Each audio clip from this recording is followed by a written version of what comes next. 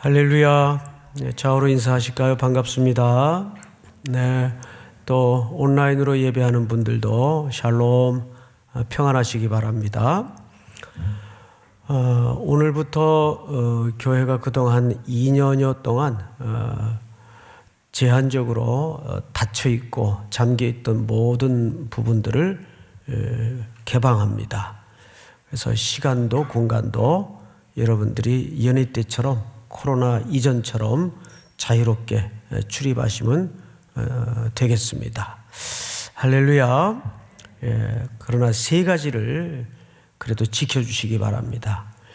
마스크를 반드시 착용하시고 코로나가 완전히 없어질 때까지 피차를 위해서 마스크를 착용해 주시고 음식물 반입은 여전히 좀 위험한 요소가 많기 때문에 안 됩니다. 그리고 방역 당국의 진행과 지침을 따라서 사적인 모임 10명 이상은 교회 내에서도 금지되는 것을 잘 인지하셔서 지켜주시면 되겠습니다. 나머지 부분은 사실상 모든 것들을 다 온전히 개방합니다. 자유롭게 출입하시면 되겠습니다. 자, 오늘 주제가 용서에 관한 주제입니다. 본문을 다시 한번 제가 읽어 드리겠습니다. 이에 예수께서 이르시되 아버지 저들을 사하여 주옵소서. 자기들이 하는 것을 알지 못함이니이다 하시더라. 오늘 주제가 예수님이 십자가 위에서 하신 아주 중요한 7마디 말씀 중에 특별히 용서에 관한 주제를 가지고 말씀을 나누겠는데요. 인류의 문제는 결국 용서의 문제라고 해도 과장된 말이 아닙니다. 이 땅의 모든 고통, 신음은 바로 이 주제에 전부 자유롭지 못하고 걸려있기 때문입니다. 그래서 우리가 단순히 용서하면 굉장히 단선적이거나 표피적으로만 이해를 하는 습관이 있어요. 누가 누구에게 잘못했으니까 용서해야지. 이 정도 조금 더 진전을 하면 인간은 다 하나님 앞에 죄인이니까 용서를 받아야 된다 정도로만 이해를 갖는 경우들이 있습니다. 물론 당연히 그 의미가 없지 않죠. 그러나 그것만이 용서가 갖는 주제일까? 그렇지 않다는데 어려움이 있어요.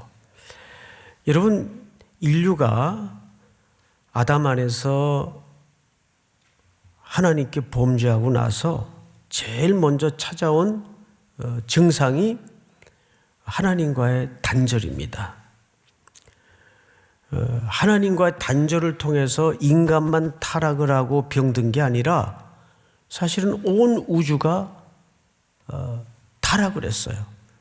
땅이 엉겅퀴를 내고 질서가 다 파괴되고 깨지기 시작했습니다.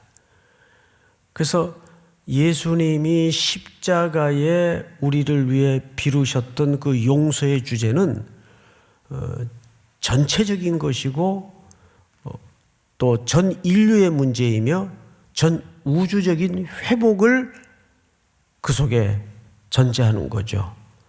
그래서 오늘 과연 우리가 이해해왔던 그런 용서의 의미를 넘어서 예수님이 십자가에서 인류를 위해서 못을 받으시고 또 하나님께 버림을 당해야 했던 그 의미는 도대체 어떤 용서를 목적으로 했기에 그런 참혹한 죽음과 버림을 당해야 했는가에 대해서 생각을 좀 나누겠습니다.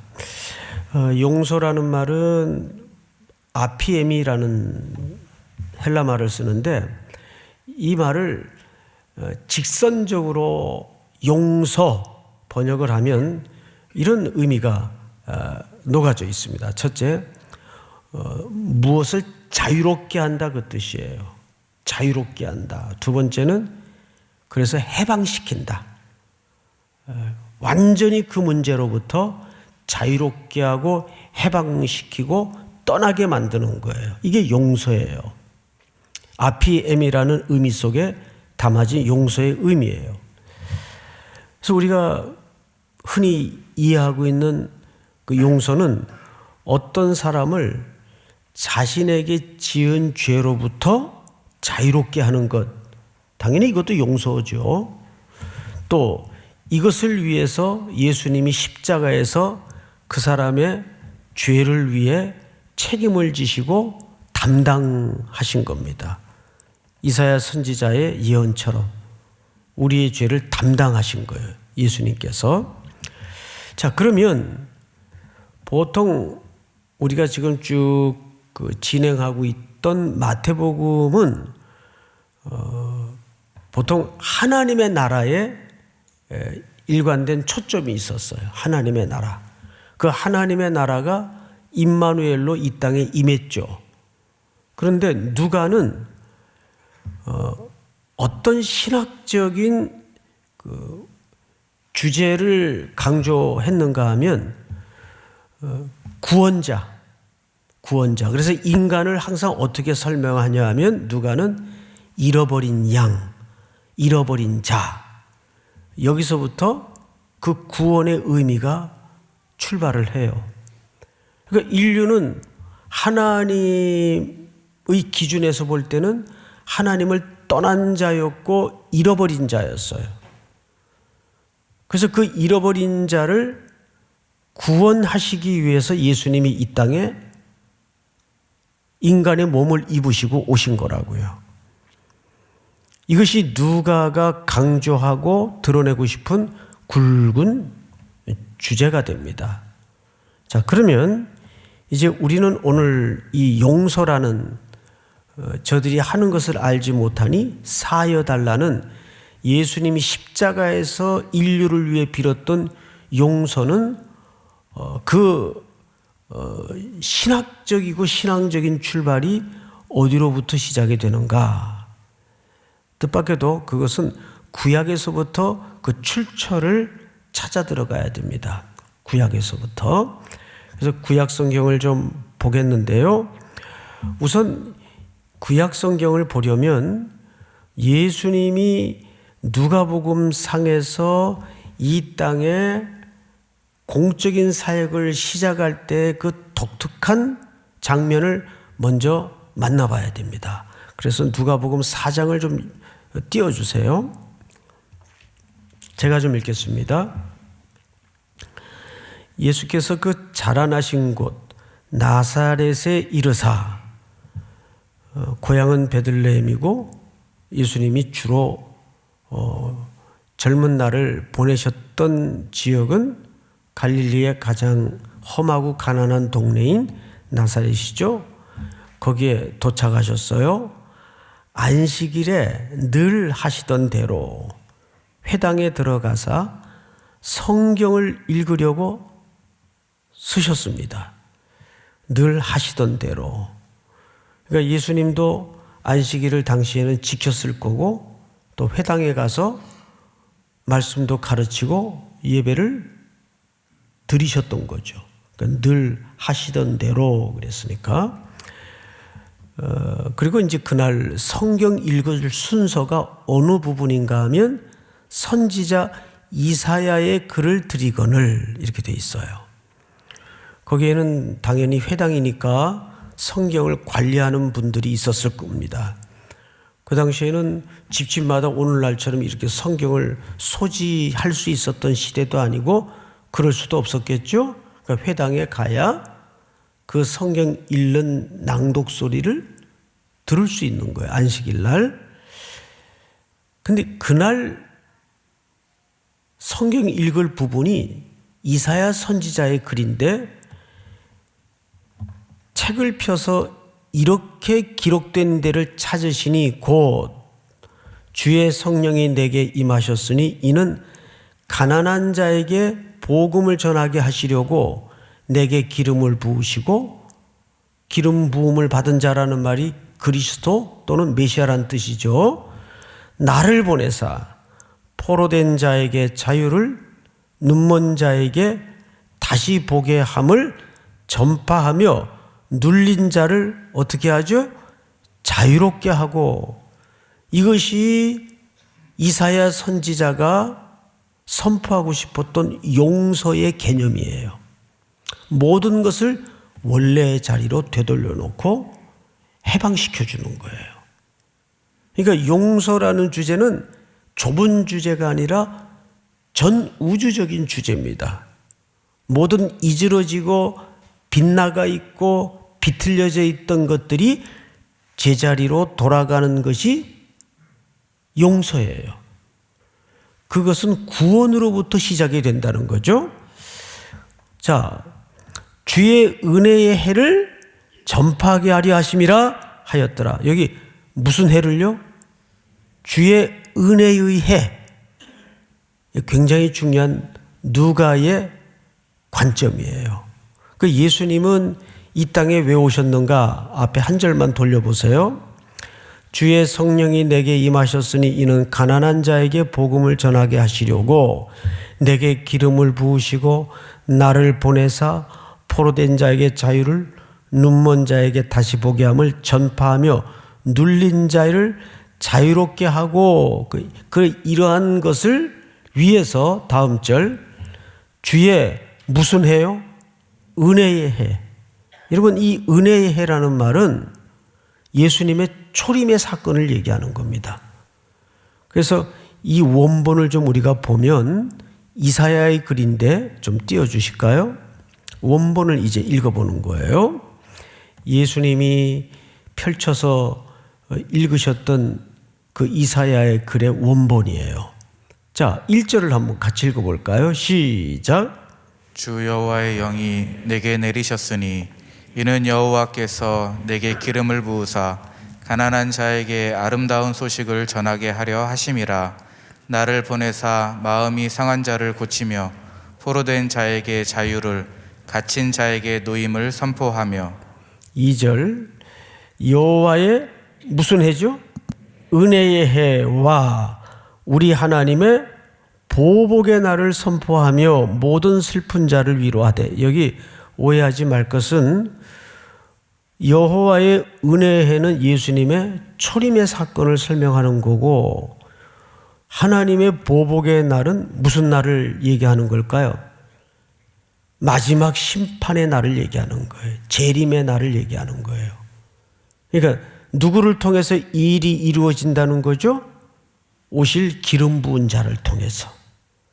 그분은 이 땅에 그렇게 오셨어요.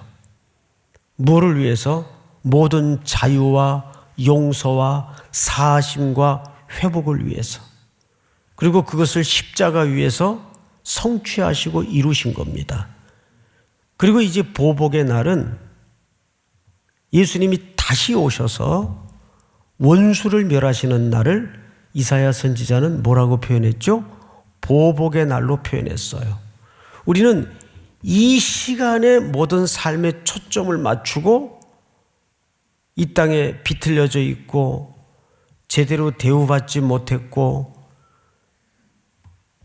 억울했던 모든 시간들, 곡절들, 사연들을 그 보복의 날에 맡기는 겁니다. 그건 우리가 할 수 있는 영역이 아니에요. 그 모든 시간과 그날을 하나님께 맡기는 거예요. 이 땅이 왜 이렇게 시끄러운지 아세요? 그걸 전부 우리가 하려니까 시끄러운 거예요. 소리가 나는 거예요. 서로 고통스러운 거예요. 그날을 전부 하나님께 맡기는 질서가 있어야 됩니다. 그래서 이 땅의 모든 고난과 고통의 소리는 그 진정한 성경적 용서가 실현되지 않았기에 일어나는 피비린내 고통들, 인류의 고난들입니다. 그러니까 뜻밖에도 이 용서라는 주제는 작은 주제가 아니에요. 굉장히 큰 주제입니다. 그러면 우리는 이제 하나씩 구약의 내용을 좇아서 이 용서를 담은 성경적 회복을 담은 그 내용을 한번 찾아 들어가 보도록 하겠습니다. 우리 레위기서를 좀 띄워주실까요? 25장. 여기 보시면 모세가 여호와께서 시내산에서 모세에게 말씀하여 이르시되 이스라엘 자손에게 말하여 이르라 너희는 내가 너에게 주는 땅에 들어간 후에 그 땅으로 여호와 앞에 뭐하게 하라 그랬죠? 안식하게 하라 그랬어요. 그래서 땅을 어떻게 갈도록 되어 있는가 하면 6년 동안은 땀을 흘려서 열심히 땅을 갈아요. 그리고 7해 되는 해는 그 땅을 안식해야 돼요. 2절 다 같이 3절 시작. 너는 6년 동안 그 밭에 파종하며 6년 동안 그 포도원을 가꾸어 그 소출을 거둘 것이나 다음 절 7째 해에는 그 땅이 쉬어 안식하게 할지니 여호와께서 대한 안식이라. 누구에게 대한 안식이죠? 여호와께 대한 안식이라. 너는 그 밭에 파종하거나 포도원을 가꾸지 말며. 다음 절 시작. 내가 거둔 후에 자라난 것을 거두지 말고 가꾸지 아니한 포도나무가 맺은 열매를 거두지 말라. 이는 땅의 안식년임이니라. 다음 절 안식년의 소출은 너희가 먹을 것이니. 안식년은 농사를 안 했는데 소출이 있어요. 이 말은 무슨 뜻인가 하면 그럼에도 불구하고 일부 자라나는 것들이 있단 말이에요. 농사를 짓지 않더라도 너희가 먹을 것이니 너와 네 남종과 네 여종과 네 품꾼과 너와 함께 거류하는 자들과. 다 같이 시작. 내 가축과 내 땅에 있는 들짐승들이 다 그 소출로 먹을 것을 삼을지니라. 예, 이 안식년의 소출은 그 전해에 심은 것들일 수도 있고 그해 그 땅에 여기저기 뿌려졌던 씨앗들이 저절로 자라나서 결실을 맺는 것도 있을 거예요. 근데 그것을 거두지 말란 말이에요. 누가 먹도록 했죠? 나그네들, 객들, 어려운 사람들, 그들이 먹도록 그건 거두지 말라 그 말이에요. 네 소유로 삼지 말라 그 말이에요. 근데 이 안식을 명령하는 이유가 누구에 대한 안식이에요? 여호와께 대한 안식이에요. 그럼 그 말이 무슨 뜻입니까? 지난 6해 동안 내가 땀 흘려 심고 거두었던 모든 결실과 결론과 결과들이 누구의 은혜였다는 것을 하나님께 고백하는 행위죠.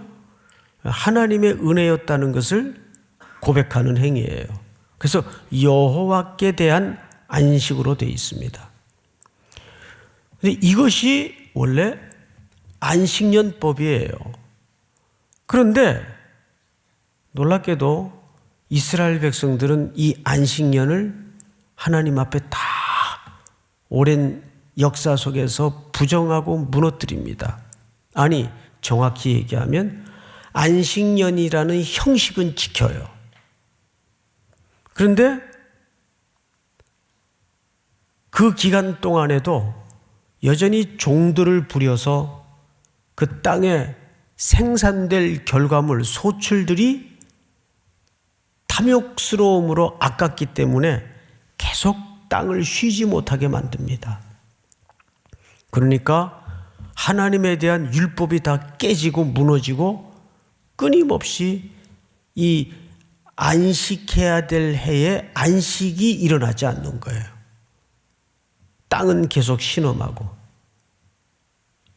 땅은 과도하게 농사를 지으니까 더 피폐해지고 점점 곡식은 줄어드는데도 사람들의 탐욕과 그 이익에 기준한 삶의 철학 때문에 그들은 하나님의 율법을 계속 무시하고 불순종으로 몰아가기 시작합니다. 여러분, 그래서 하나님이 어떻게 했죠? 결국 이들을 먼 나라로 포로로 옮겨버립니다. 그러니까 땅은 자동 뭐가 될까요? 자동으로 안식이 되는 겁니다. 쉬어지게 되는 겁니다. 밭갈 사람, 농사 질 사람이 없는데 누가 그 땅을 밭을 갈고 농사를 짓겠습니까? 이것이 반복되는 이스라엘의 사이클이었어요. 하나님은 그래서 이 백성들에게 어떤 율법을 주었는가 하면 대속죄일이라는 율법을 주셨어요.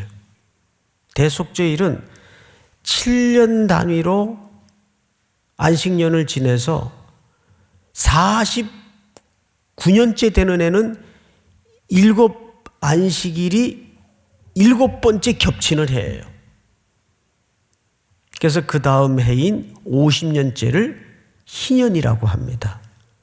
놀랍게도 그 희년이라는 개념이 용서라는 개념하고 정확하게 일치하는 원리를 갖고 있어요. 희년이 되면 3가지가 이스라엘 백성들 속에 일어나야 돼요. 그날에 요벨이라는 뿔나파를 만들어서 대속죄일을 선포합니다. 뿌 하고 나팔을 불어서 대속죄를 선포해요.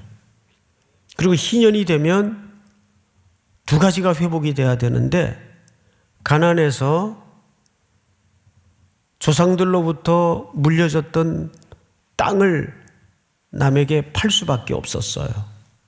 그럼 원래 팔아서는 안 되는데 사람들마다 사정이 다 제각각이다 보니까 어떤 사람은 경영을 잘못하거나 또 어려워서 그걸 다른 데다 팔아버려요. 그리고 자기는 남의 집에 종살이로 들어갑니다.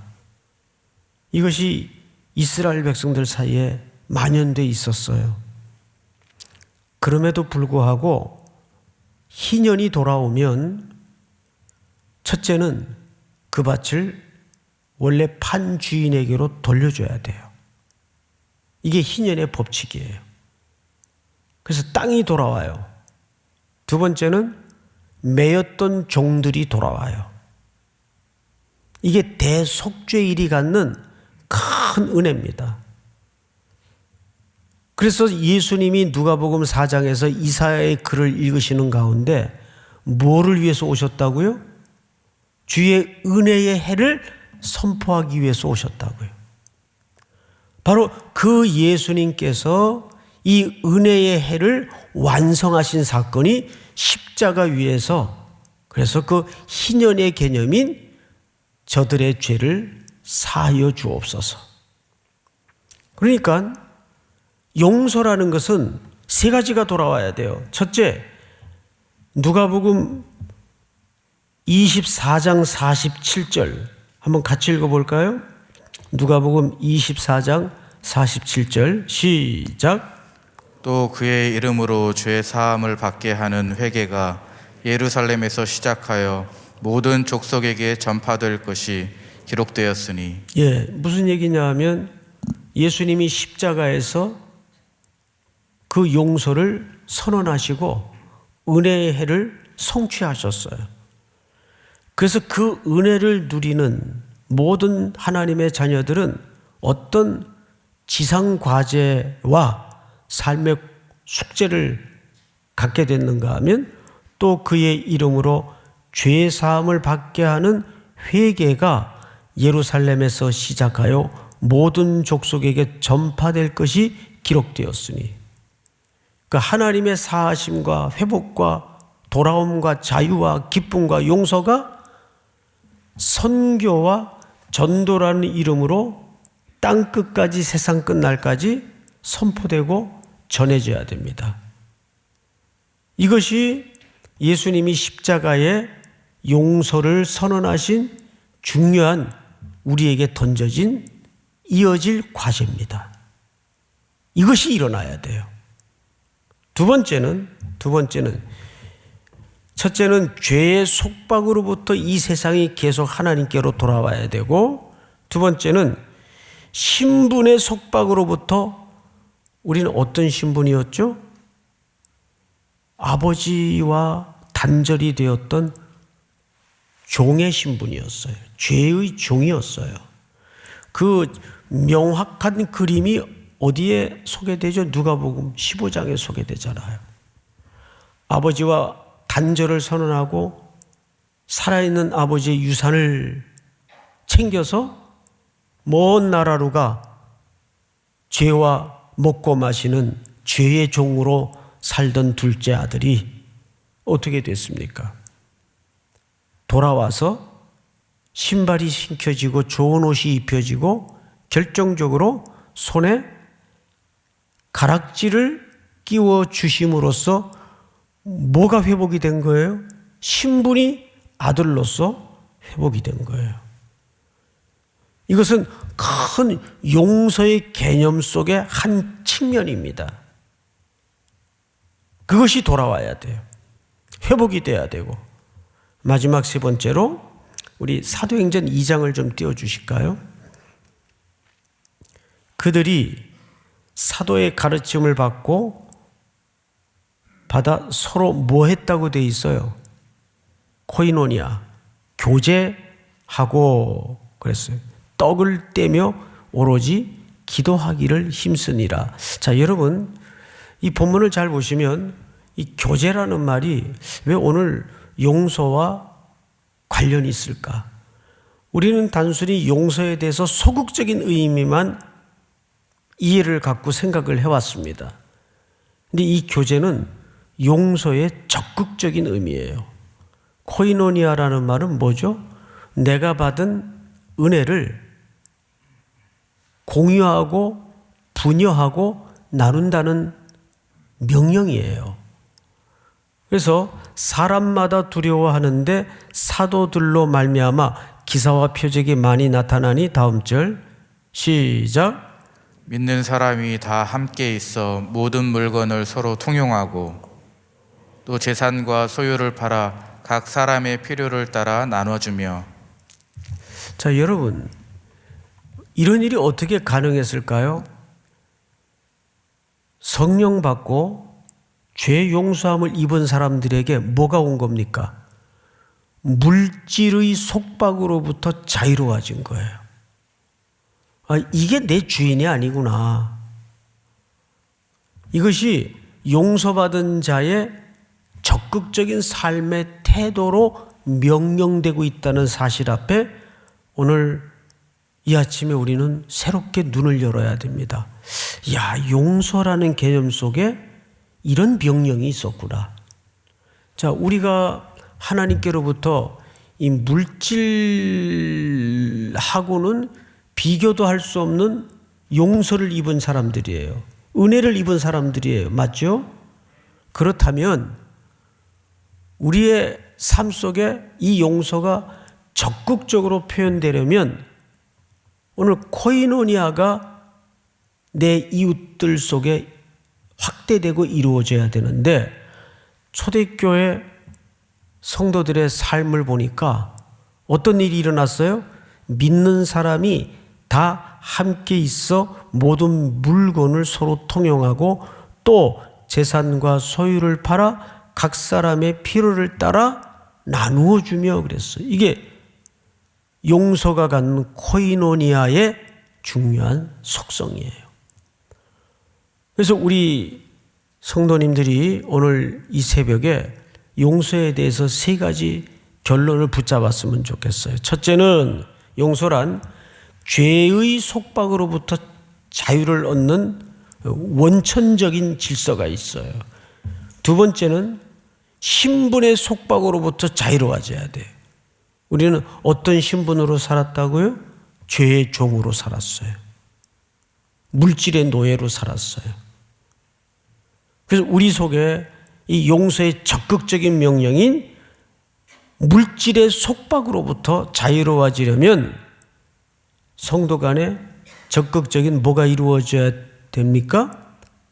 코이노니아, 사도행전의 명령처럼 이 세 가지 자유가 여러분들의 십자가 위에서 여러분들을 대신해서 우리를 대신해서 죽으신 예수님의 용서 속에 펼쳐지고 적용되고 순종되고 이루어지는 복이 있기를 주님의 이름으로 축복합니다.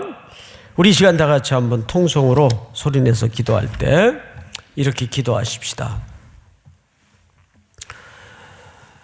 나의 죄를 주님이 대신 담당해 주시고 십자가에서 용서해 주심을 감사합니다.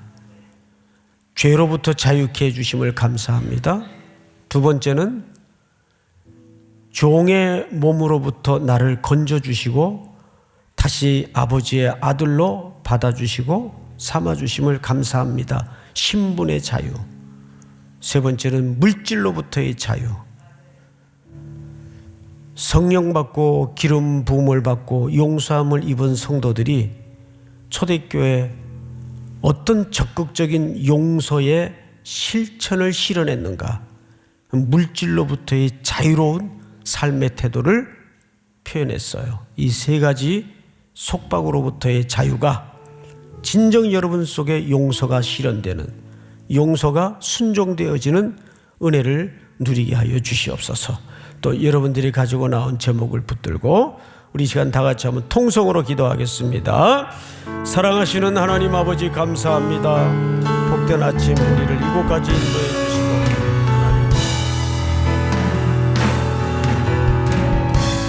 하나님 아버지 감사합니다. 이 시간 하나님의 말씀을 통하여